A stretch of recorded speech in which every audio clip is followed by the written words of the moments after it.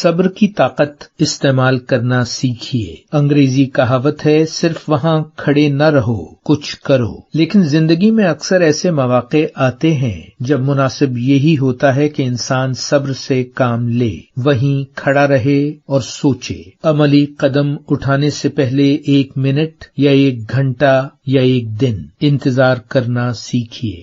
یقین کیجیے، تحمل میں طاقت ہے، خاموش سوچ و بچار میں طاقت ہے۔ وہ لوگ جو کسی بھی بیرونی دباؤ یا بدلتی صورتحال کا جواب دینے سے پہلے توقف کرتے ہیں، چاہے وہ ای میل ہو یا توہین بھرا پیغام ہو یا شکایت، وہ شرمندگی اور پچھتاوے سے محفوظ رہتے ہیں۔ وہ مشکل صورتحال کو کامیابی سے سمیٹ لینے کی صلاحیت رکھتے ہیں۔ جذباتی طور پر ذہین لوگ اس بات کو سمجھتے ہیں کہ سست عمل اسٹریٹجک سوچ کے لیے جگہ بناتا ہے، اور یہ فوری جذباتی رد عمل کے خطرے کو کم کر دیتا ہے۔